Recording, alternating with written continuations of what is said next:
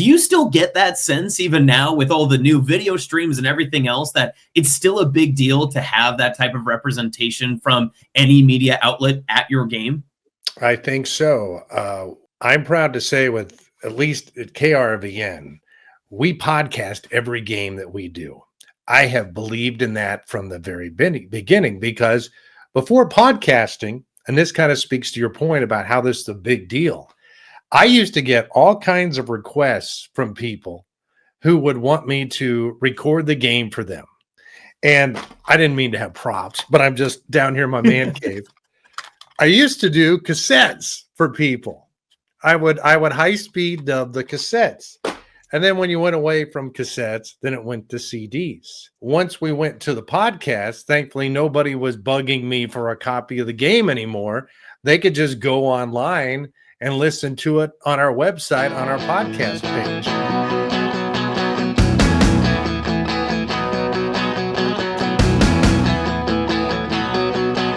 Welcome back to Small Town Ball, a production of Hurrdat Sports and NEB Reps. I'm Austin Jacobsen. I am very, very, very honored to have on our show today Jayson Jorgensen, KRVN Sports Director, voice of the University of Nebraska Kearney Loper Athletics, and so many other accolades. Nebraska Sportscaster of the Year, a broadcaster. I mean, the Midwest Journalism Award winner. Like, what haven't you done, Jayson? I mean, seriously, I could go on and on. We could fill the whole show with just your accolades.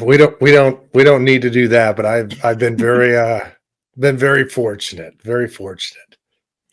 Well, happy to have you on. So for a peek behind the curtain, Jayson was one of the first people who got me into sports broadcasting in the traditional sense. I was doing radio out at KRVN. So really, this show is kind of a birthchild of yours without you even knowing it. You're kind of the grandpa of small town ball, I think about it. Well, I love that. Well, I am actually a grandpa with 3 grandkids. So I do not take offense to that, Austin.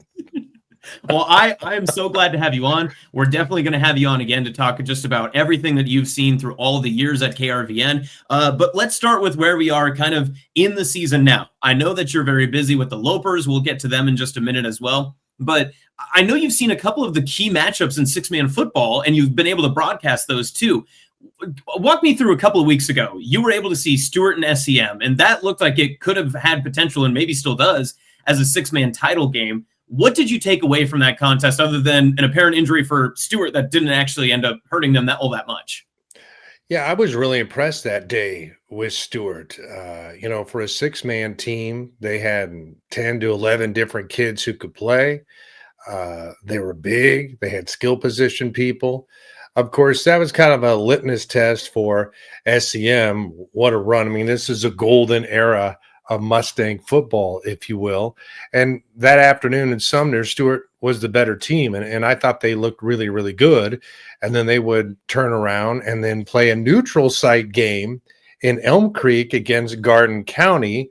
The field was very muddy that day. I don't think Stewart was full strength, and we'll see what happens. Garden County got the best of them. Now I will say, last year in the regular season, it was SEM who beat Stewart. And then when they met in Kearney in the final, Stewart won the title. So I know Garden County is very, very good. I would not write off Stewart, however. I do not claim to be an expert in 6-man football, but I've seen enough small-town high school football at the 6 and the 8-man ranks to know what a really good team looks like, and Stewart is that. And so is SEM. I think SEM is going to have a very good run here, and it'll be interesting to see how the matchups line up in the playoffs and when they'll have to take on one of the big boys. And it is interesting, too. I know you talked about the golden era of SEM football for these past few years, but it truly is one of the more unspoken and unheralded, not really a dynasty, obviously, but it's one of those that they've had so much success, but they're not a Class A team. They're not in Omaha or Lincoln, right? That they're not going to get the love that they do because they play their state title game in Kearney. But yet this little run could go down as maybe one of the more dominant runs that we've seen in 6-man football in consecutive years. Well, especially for this program, it wasn't that long ago that they had a long, long losing streak, and things were pretty bleak up there. And sadly, there's a lot of schools around the state right now kind of in the same position where they're fighting with participation numbers. They're getting blown out, running clock kind of games. And then here comes SEM, who made the decision a while back to go from 8-man to 6-man. And they've had some pretty good classes come together. And this has been a great run for the team. And what's made it cool up there is not only has the football team been really good, but the volleyball program has been very good as well. Boys basketball has been good. It's been a good time to be a Mustang. I mean, I've been in Lexington for a long time, and there were some really bleak years up there. And I can tell you from having seen some of their younger kids coming up, there might be a dip here for a year or two for SEM after this season, but there's some other kids coming. So this is not going to be the end of the winning for the Mustangs for some time to come. On that same note, just kind of touching into your history and knowledge of the area and Central Nebraska, just in that same sense, I've talked to Julie Ratka from Minden. We talked to Haley Ryan of Overton yesterday for volleyball. Central Nebraska volleyball, and I know you haven't had as many opportunities to get out and see and be able to broadcast some of these high school volleyball matches like you've been able to in years past, but what is it, the difference maker in that area that you are, really from Dawson County all the way to out in Grand Island and kind of that central region that makes volleyball so strong, especially at some of these smaller schools? I think Austin is just really what has happened across the entire state. I had a administrator probably 15 years ago tell me that girls were into volleyball, and it was a lot easier to get girls to play volleyball than basketball. And I asked him, I said, well, why is that? He said, well, a couple and he's an old coach, so he knew what he was talking about. He says, one, I don't have to run, and two, I'm not banging against somebody. I mean, you can do your thing and just show off what you can do. But yeah, I mean, we've had some great teams in Dawson County with what Overton has done. Gothenburg has, they were kind of a sleeping giant for a while, and then they've had a lot of success. And then what they've done at my hometown school in Minden, that's pretty good. The old line, tradition doesn't graduate. I think that's what Minden is seeing right now. I did have a coach tell me this summer, they're like, if people think there's going to be a big drop off from Minden this year, they're sadly mistaken. They're going to still be one of the top teams in Class B now, or in C. But you just never know. But sometimes, and I've found in broadcasting that, it doesn't matter what sport it is.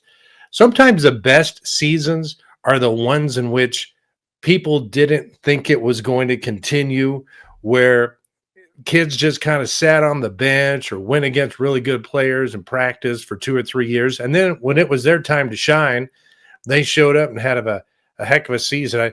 I've seen that before. I remember seeing that in Cozad the year after they won the state championship. The next year in football, people were like, well, they're not, they're going to be down. They're not going to be that great. And that team made a run to the semifinals of the state playoffs before they were bumped off by Ashland Greenwood, right when they were starting to get their dominance going. So it's cyclical, but it is cool to see, especially with high school kids, when they get their chance to perform and they make the most of it.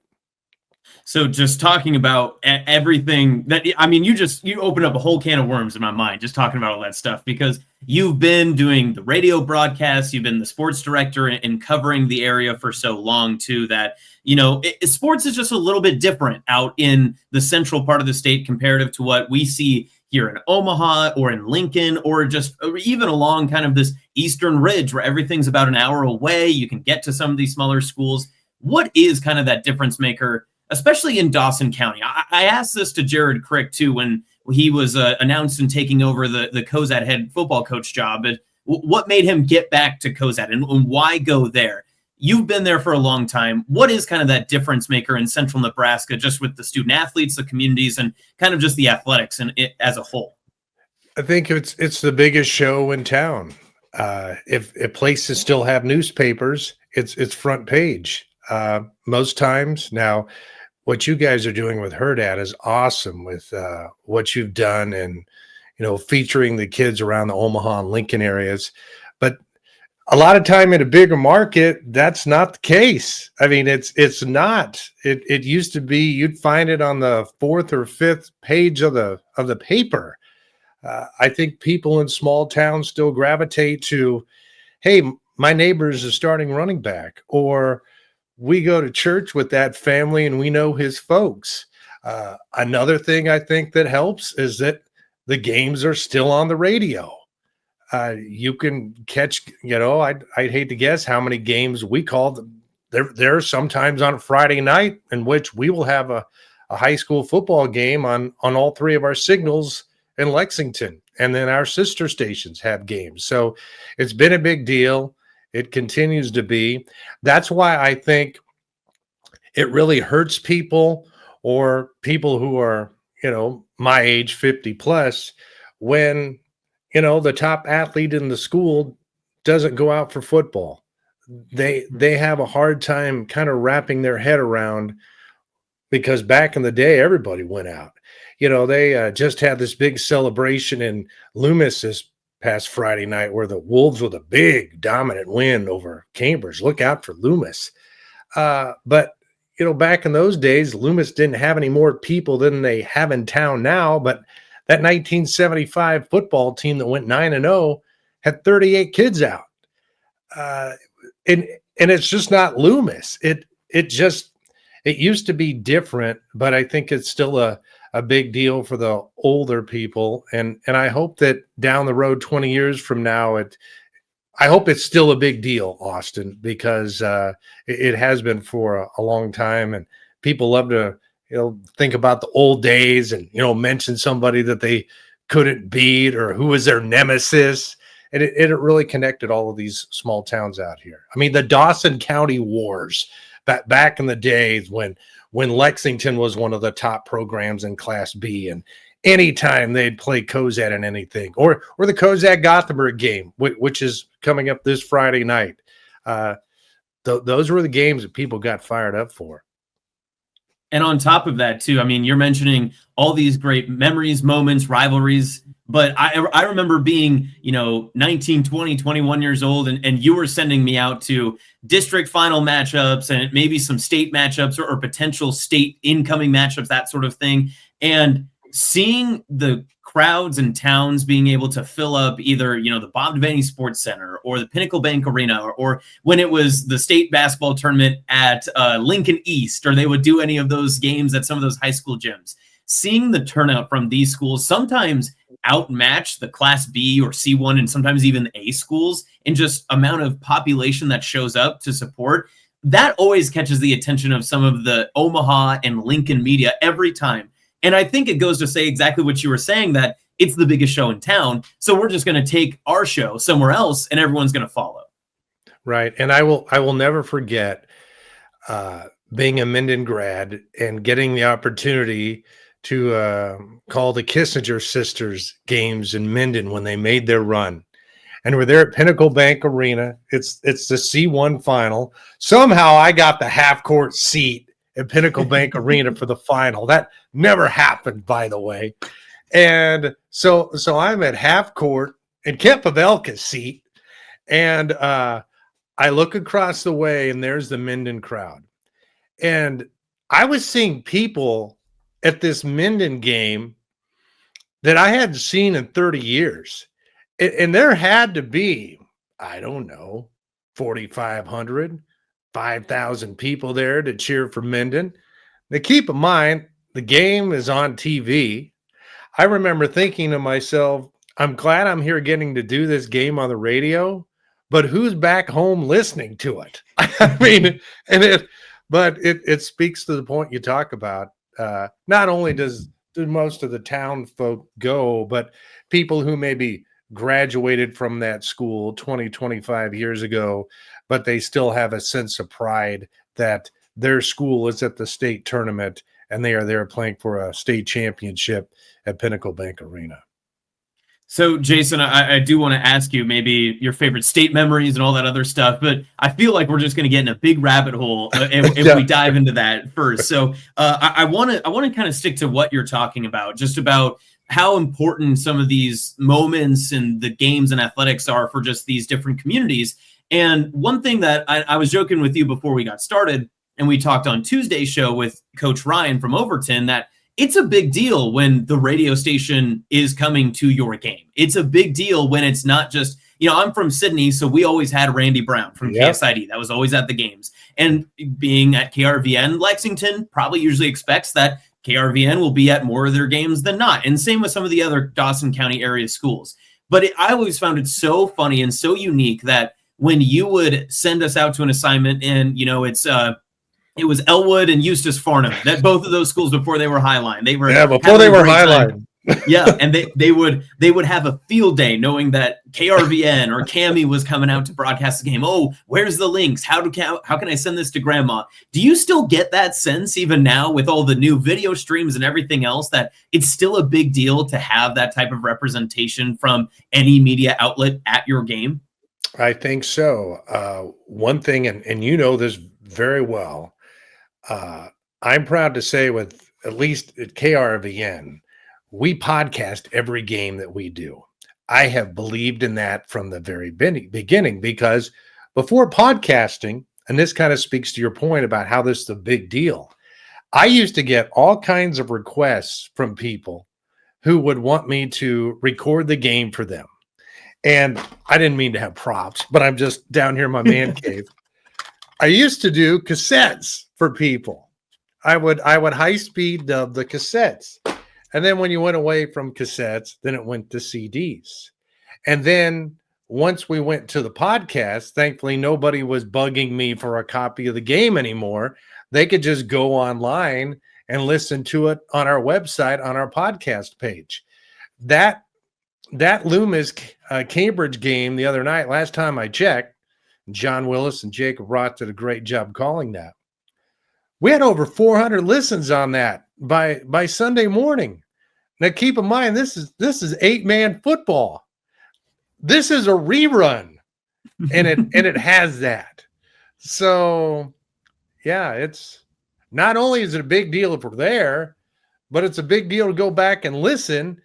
And it has changed somewhat. Just about every school now has their own video service. Somebody can watch the game, but a lot of times there's no announcers on there. So I wish all these places we'd go to that they'd hook into us or hook in if somebody else was there. But I don't know if that's always technically, that easy or not. So, but yeah, I mean, think about that. You got over 400 listens in 3 days on a high school football game on a Friday night. And you mentioned kind of the difference in what KRVN does in traditional radio. You're still evolving. You're putting up these podcasts, and then of course there's what we do here with Hurrdat Sports and NEB Preps. It's all social media. We don't do a lot of the broadcasting sense. Maybe some of our individual talents will go out and call a game. I had the chance to do one with you last year at Plattsmouth. I mean, it was a lot of fun to be able to go do that stuff, but how does your KRVN mind and as a sports director continue to evolve as new opportunities arrive to cover high school athletes and to provide that coverage for different towns, communities, and different teams? For years, we didn't talk to kids. That was just kind of, I don't know, frowned upon, or it was thought that was too big of a hassle. Now, other places have. I know for years at KOGA in Ogallala, or down at KICX in McCook with a good friend Rich Barnett, they'd have the kids on their post-game shows. That never really worked out for our model. But about 3 years ago, we started doing a prep spotlight. And every week we highlight a kid from our area. There are 12 schools that we primarily cover. You know that as well as anybody. I've always believed not trying to step on toes. I think it's silly if there's 4 radio stations there at a regular season 8-man football game. Others think differently, but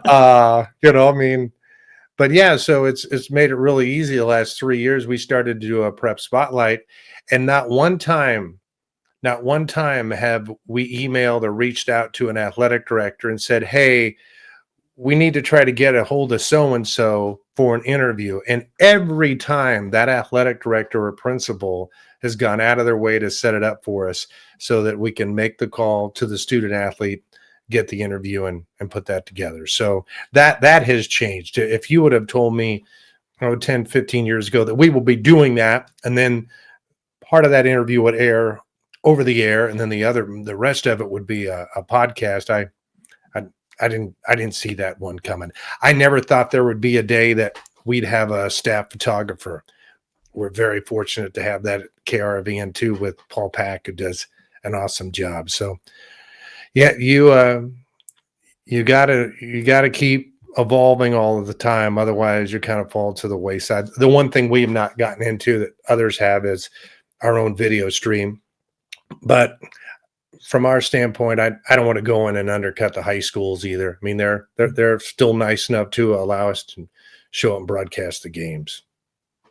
Well, Jayson, I know we're 20 minutes in so far, and I've got so many more things that I want to ask you. But I told you, you're in the middle of the season, you got plenty going on, so I'm going to respect your time. You're definitely coming back on. We're going to unpack all of this stuff. In fact, I'm going to come out to Elm Creek, and we're just going to do this in person. That'd be awesome. That'd be awesome. Yeah, we'll do it at the local bar. That's also a grocery store. It'll be perfect. Like we'll just wrap it all up together. But in our last 10 minutes, you're also the voice of the Lopers. KRVN has been the voice for UNK Athletics for, is it 7 seasons now? 9, believe it or 9, not. okay. This is the 9th year of calling the Lopers.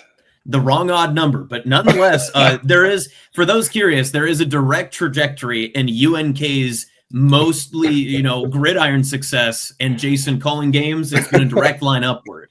But regardless of that, you've had some great opportunities to call mineral water bowl games for the Lopers. You've been So did you, by the way, for KLPR. Come on. This isn't about me. I'm not a guest on my show. But you had a national championship broadcast for volleyball. You've been able to travel all over the place. You get to have your voice be on the MIAA network now. What does it mean when you see a school kind of like UNK? Because in the sense of this show, UNK truthfully is small town ball. I mean, a lot of the kids that are on that program for UNK, and even through those Josh Lynn years when we were sharing, sideline passes and such, was really built on a lot of these 6, 8-man schools in smaller towns and communities. I mean, they pride themselves on finding local Nebraska talent, especially with the coaches they have. They're running athletics now. Yeah, and one thing that Coach Ryan Held has done a really good job of is recruiting Omaha and Lincoln.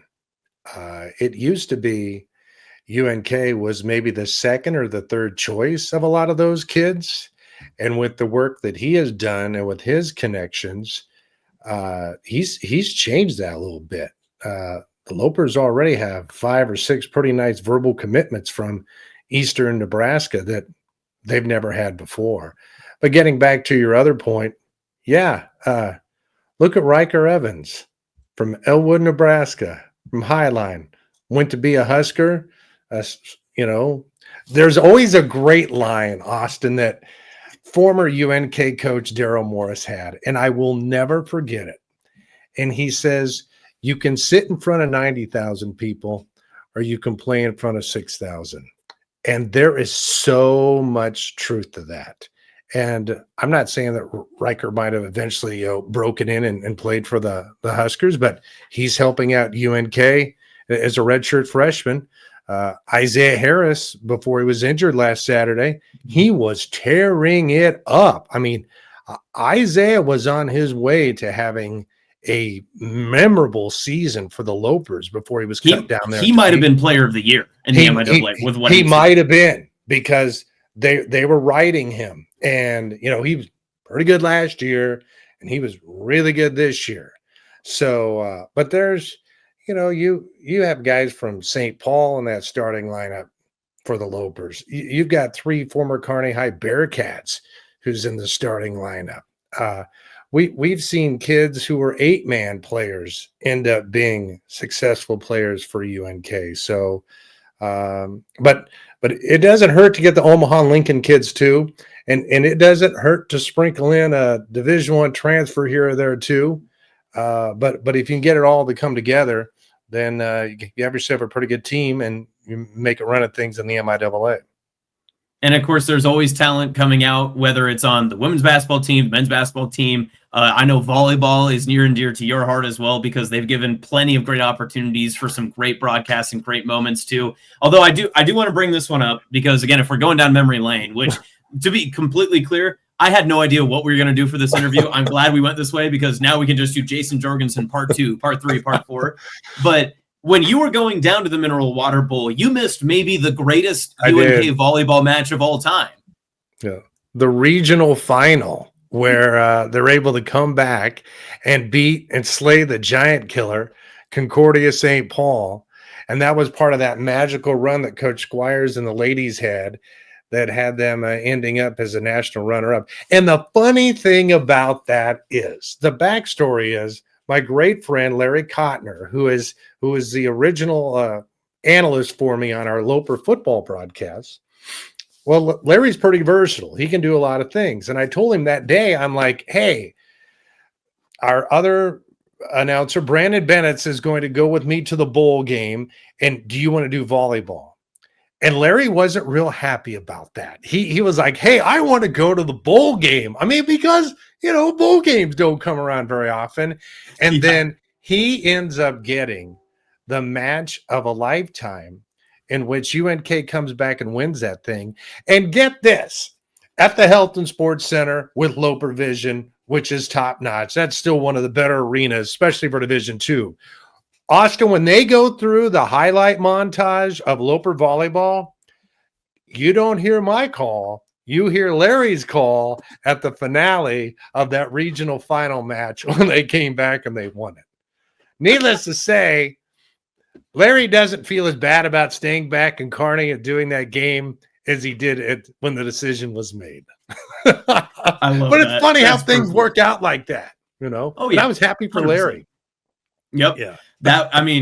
It was a great story. I remember talking to you about it the next day when we were down in Kearney, Missouri. It was a fantastic time. But like I said, Jayson, you're going to be back on this show when we get time. Obviously, you're about to hit your super busy season. So before we let you go, I do want to give you a chance to plug everything, because not only is KRVN a brand in Nebraska, KRVN is a national brand. As you told me, the blowtorch gets all the way to Vegas. I should know. I listened to it when I went to spring break back in 2019.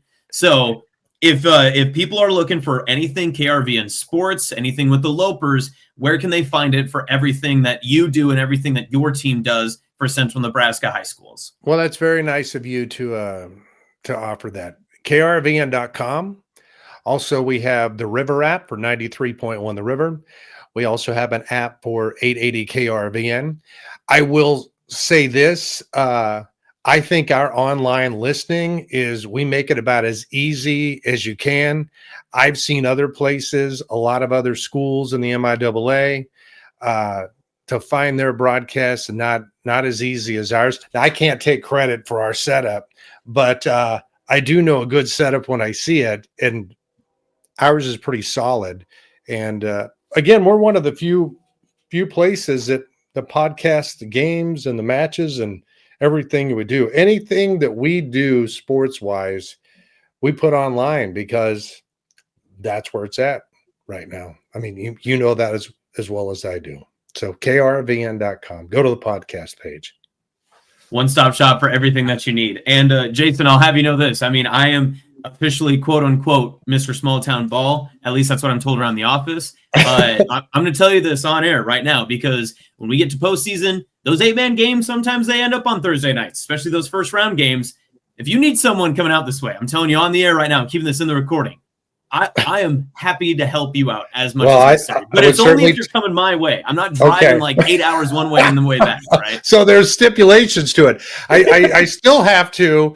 I thought of you last Thursday night. I was in Franklin. Never been to Franklin before to call a game, which is odd because it's 30 miles south of Minden, where I grew up. But they didn't have room for us in the press box, which was fine. So we had to make our own press box, much like you and I had to at Plattsmouth last year, which was Kind of ironic considering they have a pretty good sized press box, but whatever. But as I set up my table there in Franklin, I was thinking about when you and I set things up last year in Plattsmouth, and the fan who came up and looked at me and was pretty upset when he said I was in his seat and he had been sitting there for 30 straight years. Do you remember that? I do remember that. Now, it was a good time. I kept waiting for someone from Franklin to come and do that, but they were much more hospitable, and nobody came and said I was taking their seat.